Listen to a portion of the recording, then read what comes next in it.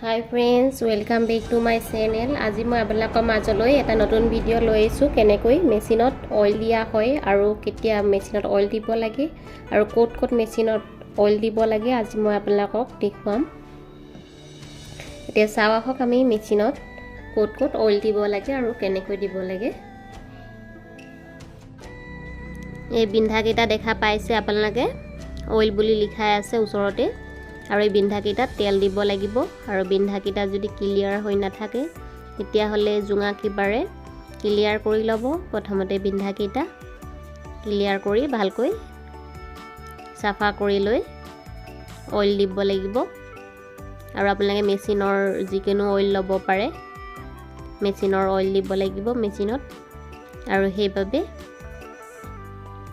এনেদৰে ভালকৈ চাফা কৰি লৈ জুঙা কিবাৰে অইলটো দিলে ভাল হয়।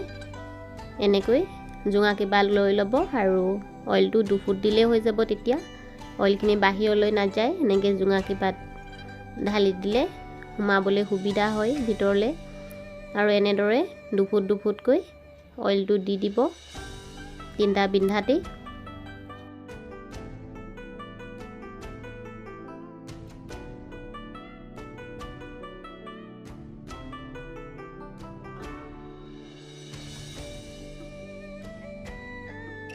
দেখিব পাইছে ওচৰতে আৰু এটা বিন্ধা আছে। এই বিন্ধাকেইটা অইল দিবৰ কাৰণে দিয়া থাকে। বিন্ধাকেইটাত অইল দিব লাগিব। এনেদৰে 2 ফুটকৈ দিলে হৈ যাব, বেছিকৈ দিব নালাগে। আৰু ইয়াতো অইল দিব পাৰিব, তেতিয়া এই ঠাইডোখৰত মামৰে নধৰে। ৰুলাৰটো ঘূৰাই এনেকৈ অলপ উঠা নমা কৰি দিব যাতে অইলখিনি ভিতৰলৈ সোমাই যায়। আৰু এই ঠাইডোখৰতো অইল দিব পাৰিব সূতা লগোৱা নালডালৰ গুৰিত। মেচিনটো মামৰে নধৰিবলৈ মেচিনত অইল দিয়াৰ লগতে মেচিনটো পৰিষ্কাৰ কৰি ৰাখিব লাগে। এনেকৈ মিহি ব্ৰাছ লৈ মেচিনৰ চুককোণখিনি ভালদৰে পৰিষ্কাৰ কৰি ৰাখিব লাগে। মেচিনৰ ৰাইট চাইডতো আৰু কেইটামান বিন্ধা আছে ৰুলাৰটোৰ ওচৰত, সেইকেইটাতো অইল দি ল'ব লাগিব। প্ৰথমতে সূতাকেইটা ভালকৈ ক্লিয়াৰ কৰি ল'ব লাগিব আৰু তাৰপিছত অইল দিব লাগিব 2 ফুটকৈ। বেছিকৈ দিব নালাগে, 2 ফুটকৈ দিলেই হৈ যাব। লগতে আৰু এটা বিন্ধা আছে অলপ ডাঙৰকৈ, এইটোতো অইল দি লৈছোঁ। আৰু এতিয়া ৰুলাৰটোৰ লগতো এটা বিন্ধা আছে ভিতৰৰ ফালে, আৰু এটা বিন্ধা আছে লগতে লাগি। এটা বিন্ধা দি দিলেই হৈ যাব, ভিতৰলৈকে সোমাই যাব মেচিনটোৰ। অইল দিয়াৰ পাছত ৰুলাৰটো অলপ ঘূৰাই দিব যাতে অইলখিনি ভিতৰলৈ সোমাই যায়। আৰু এতিয়া আমি ইয়াতো অলপ অইল দি ল'ব লাগিব এইখিনি ঠাইত। এইটো উঠা নমা কৰিব লাগে, নহ'লে মামৰে ধৰি যায় আৰু টাইট হৈ যাব পাৰে। সেইবাবে অইল দি থাকিব লাগে, তেতিয়া মামৰে নধৰে আৰু এইটো নমোৱা উঠোৱা কৰিব পৰা যাব। কাৰণ নাম্বাৰটো চেঞ্জ কৰি ল'লে সূতাটো চিলাইটো বেলেগ হয়, মিহি শকত চিলাই হয়। সেইবাবে এইটো অইল দি ৰাখিব লাগে যাতে মামৰে নধৰে। আৰু ইয়াতো এটা বিন্ধা আছে দেখিবলৈ পাৰিছে। বিন্ধাটো প্ৰথমে ক্লিয়াৰ কৰি লৈছোঁ আৰু পাছত সূতাৰ ববিনটো প্ৰথমে খুলি লৈছোঁ, যিহেতু ইয়াত অইল দিলে ববিনটোলৈ অইল গুচি যাব পাৰে আৰু সূতাখিনি অইলি হৈ যাব। সেইবাবে আগতে ববিনটো খুলি ল'ব আৰু ইয়াতো 2 ফুট অইল দি দিব লাগিব।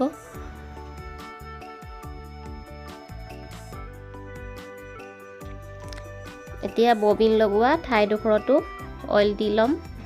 ববিন লগোৱা ঠাইডোখৰতো অইল দিব পাৰি আৰু তাতো অইল দি ল'লে মামৰে নধৰে আৰু ববিন কেছটো ঘূৰাবলৈ ভাল হয়, মামৰে নধৰে, কেতিয়াও জাম নালাগে, সূতা ছিঙা প্ৰব্লেম নহয়। যিসকল ভিউৱাৰে মোৰ চেনেলটো ছাবস্ক্ৰাইব কৰা নাই সেইসকলে মোৰ চেনেলটো ছাবস্ক্ৰাইব কৰি ল'ব। আৰু মোৰ ভিডিঅ'টো কেনেকুৱা লাগিছে আপোনালোকে জনাবলৈ নাপাহৰিব আৰু ভিডিঅ'টো ভাল লাগিলে লাইক এটা কৰি দিব। মেচিনৰ বেক সাইডতো অইল দিবলৈ ঠাই আছে। এই প্লেটটো আঁতৰাই লৈ অইল দিব পাৰি, আকৌ প্লেটটো লগাই থ'ব পাৰি। ইয়াৰ ভিতৰতো অইল দিব লাগে।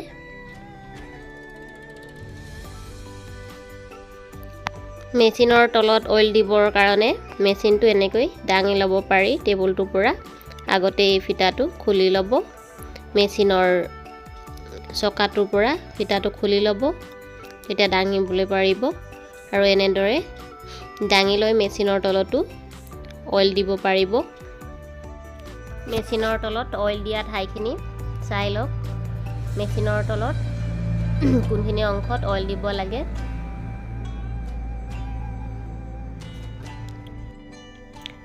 মেচিনটো চলাওঁতে যিখিনি অংশত প্ৰেছাৰ পৰে মেচিনৰ, সেইখিনি অংশত মামৰে ধৰিলে মেচিনটো জাম হৈ যাব আৰু মেচিনটোৱে প্ৰব্লেম দিব পাৰে। সেইবাবে মেচিনটোত যিখিনি অংশত প্ৰেছাৰ পৰে সেইখিনি অংশত জইনখিনিত অইল দিব লাগে। দেখিব পাৰিছে মই কোনখিনি অংশত অইল দিছোঁ, এইটো ভালদৰে চাই লওক ক'ত ক'ত দিছোঁ। মেচিনটো এনেদৰে বহাই দিব পাৰিব। আকৌ মেচিনৰ ছাইডখিনিও ব্ৰাছেৰে চফা কৰি ল'ব, পৰিষ্কাৰ কৰি ৰাখিব। মেচিনৰ তলৰ অংশখিনিও মিহি ব্ৰাছৰ সহায়ত পৰিষ্কাৰ কৰি ৰাখিব যাতে মামৰে নধৰে। ইয়াত অইল দিব লাগে, এনেকৈ জইনবোৰত অলপ অলপ অইল দি দিব পাৰে। কাৰণে ৰুলাৰটো এনেকৈ ঘূৰোৱা হয়, চকাটো মেচিনৰ ঘূৰাবলৈ, ইয়াত যাতে মামৰে নধৰে, জাম হৈ নাযায়, সেইকাৰণে এনেকুৱা জইনবোৰত দিব।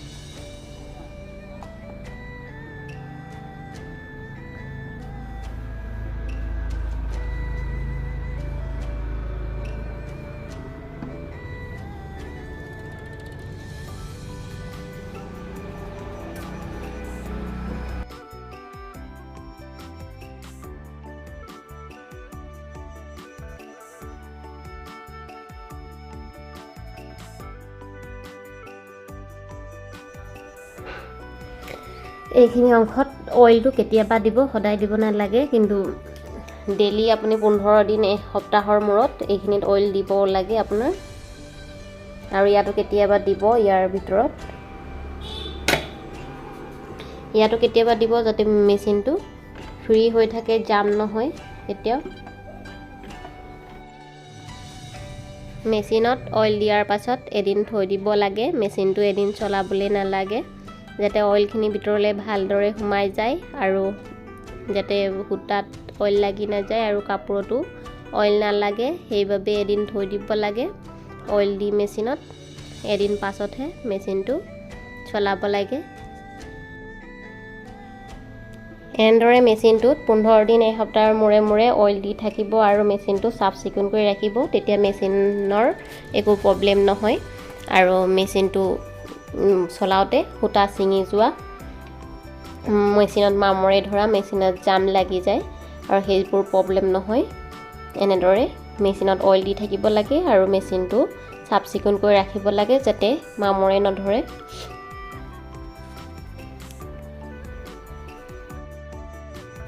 আজি ইমানতে সামৰণি মাৰিছোঁ। আকৌ নেক্সট ভিডিঅ'লৈ আপোনালোকৰ মাজলৈ আহিম।